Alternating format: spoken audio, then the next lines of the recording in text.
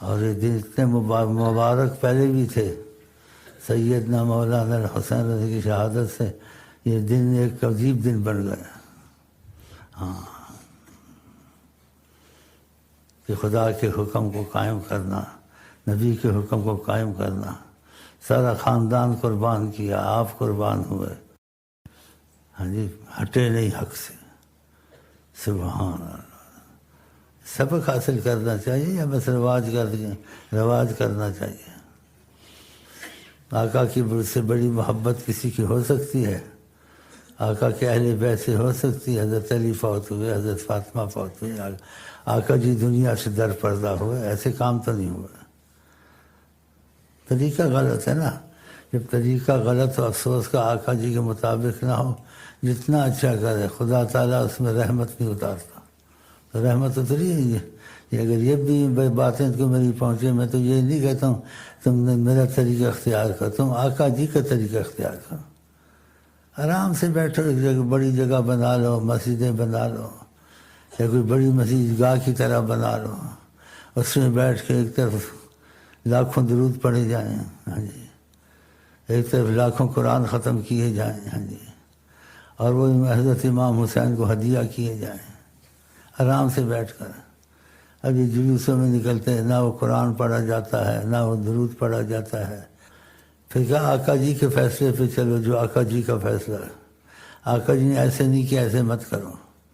اگر مسئلہ حل کرنا ہے تو مسئلہ آقا جی کی طرح حل کرو، جیسے آقا جی نے کہا۔ آقا جی نے کہا اکثریت پہ فیصلہ کیا کرو۔ امام حسین کی شہادت کے بعد صحابہ محمد موجود ہیں، آستے آستے فوت ہوئے، انہوں نے ایسے کام کیا۔ اہل بیت مصطفیٰ تھے امام حسین، انہوں نے ایسے کام کیے۔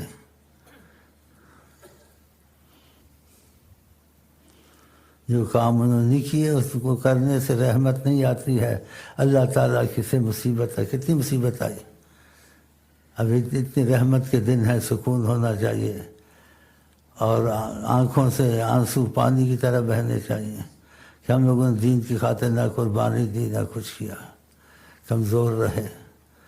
ہاں جی،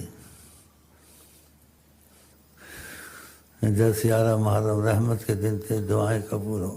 بیٹھ کے اللہ کی قرآن کی تلاوت کثرت سے کرو، بیٹھ کے کثرت سے درود شریف حضرت محمد مصطفیٰ کی یاد میں بیٹھو تاکہ وہ نگاہ کرم ڈالیں۔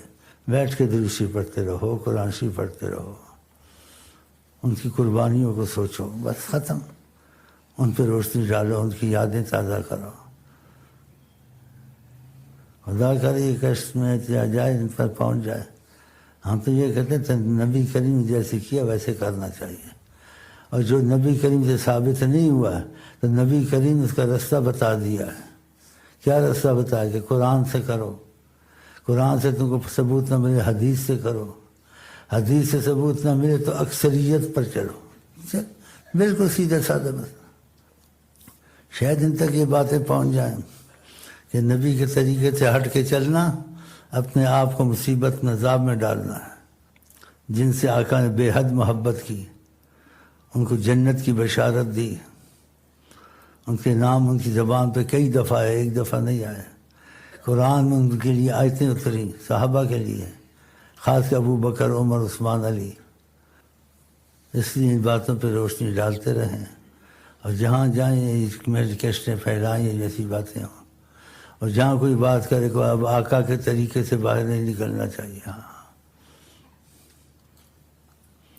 آقا جی رحمت، سادگی، کرم، اور ہم لوگ نے آقا کی طرف داری کی، جو آقا کہتے وہی کریں گے۔ آرام سے بیٹھے ہوئے قرآن شریف پڑھ لیتے ہیں، درود شریف پڑھ لیتے ہیں، ان کی یادیں کر لیتے ہیں، کافی ہے، ویسا پسند کرتے ہیں۔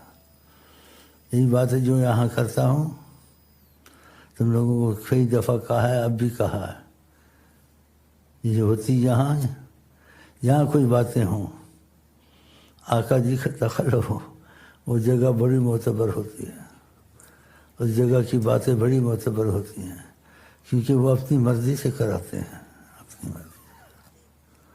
اپنی مرضی سے کراتے ہیں۔ یہاں جو کچھ ہو رہا ہے آقا کی مرضی کا دخل ہے، اس لیے یہ باتیں کرتے ہیں۔ میں اپنا کوئی مذہب یا تنظیم یا کوئی نئی جیسے کہتے چیز نکال نہیں رہا ہوں، وہی جو آقا جی کی مرضی ہماری آپ کی مرضی، جو ان کا طریقہ ہمارا آپ کا طریقہ، دونوں طریقے بتائے ہیں۔